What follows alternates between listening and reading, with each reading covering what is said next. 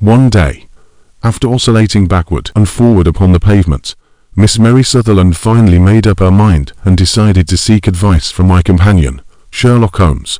The purpose of her visiting was to request Holmes help in finding her husband, or rather, a missing groom, Mr. Hosmer Angel.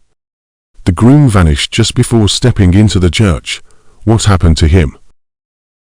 Miss Sutherland was a young woman from a well-to-do background who lived with her mother and stepfather, Mr. Windybank.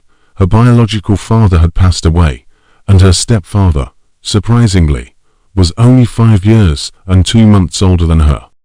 She had a passive income of £100 a year, although before her marriage, this sum had to be given to her parents.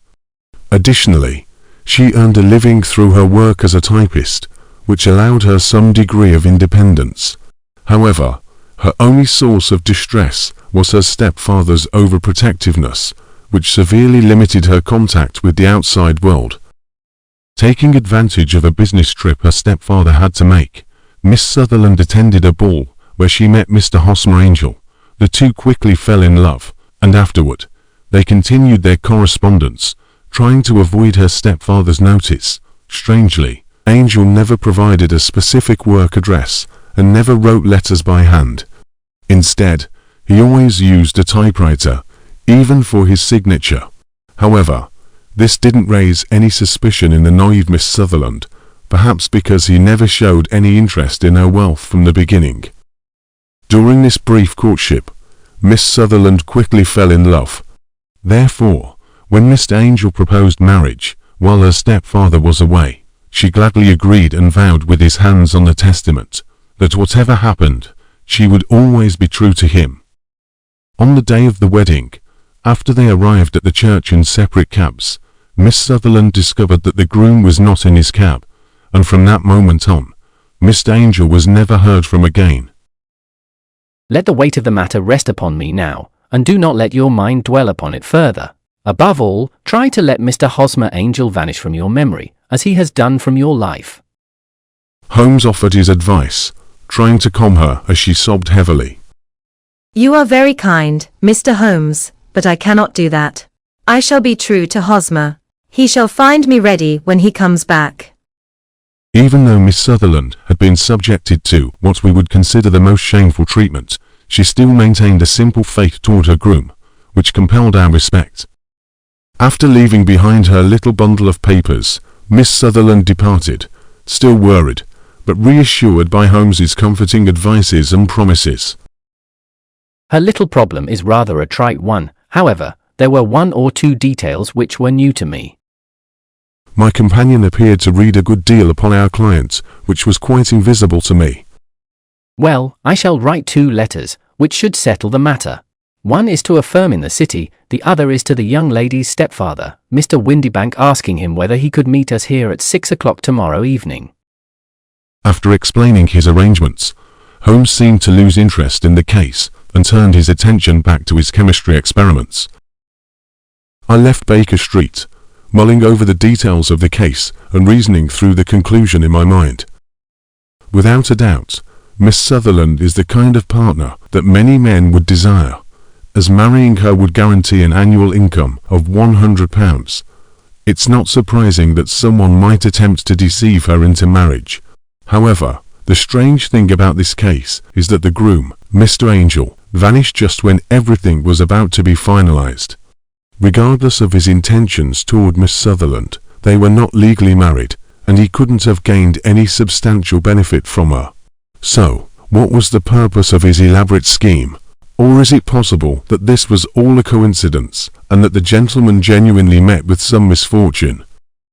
With these doubts in mind, I hurried back to Baker Street by 6 o'clock, just in time for the meeting between Holmes and Miss Sutherland's stepfather, Mr. James Windybank. When I arrived, our visitor had just arrived as well. Seeing Mr. Windybank sidle down into the nearest chair, Holmes swiftly walked to the door and turned the key to lock it. Well, all the players are in place, and it's time to bring this little mystery to its conclusion. Don't you agree, Mr. Hosmer Angel? Mr. Windybank gave a violent start, turning white to his lips and glancing about him, and rat in a trap. Perhaps there's been a misunderstanding. I introduced myself the moment I entered. I'm Sutherland's stepfather, not her missing groom. Holmes shook his head and laid out a few sheets of paper in front of us. Mr. Windybank, if I may call you that, since it is indeed your true name, I must say, you are a cautious man. To prevent your daughter from recognizing your little charade, you employed several methods to disguise yourself, including using a typewriter instead of handwriting to avoid your penmanship being identified. However, what you likely did not realize is that each typewriter, due to different usage habits, leaves unique marks on the letters it produces. For instance, in the letter you sent me to confirm tonight's meeting, the E's are slurred and the R's tailless. The same issues appear in 4 letters, which purport to come from the missing man. Our visitor had recovered something of his assurance while Holmes had been talking, and he rose from his chair now, with a cold sneer upon his pale face. This is nothing but a coincidence. Besides, what motive would I have for doing such a thing? I am already married to her mother. Why would I go to such lengths to marry her as well? Moreover, she isn't even legally married yet. I might be overly protective of Miss Sutherland, but that doesn't mean I would play games with her future happiness.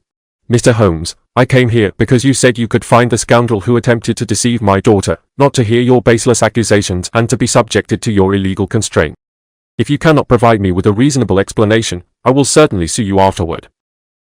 Holmes unlocked the door, pushed it open, and then, to Mr. Wainwright's astonished gaze, sat down in the armchair opposite him.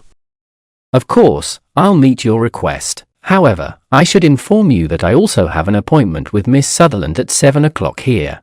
I will be repeating what I am about to say in front of her, and I believe you understand what that implies.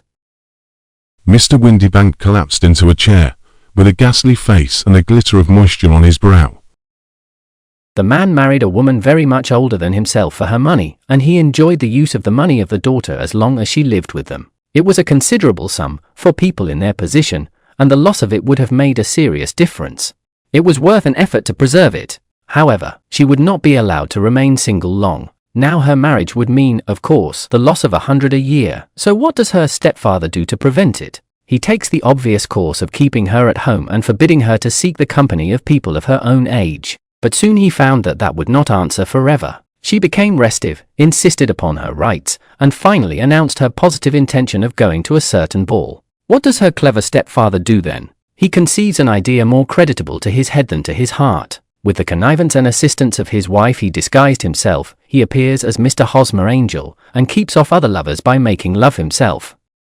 The man sat huddled up in his chair, with his head sunk upon his breast, like one who is utterly crushed.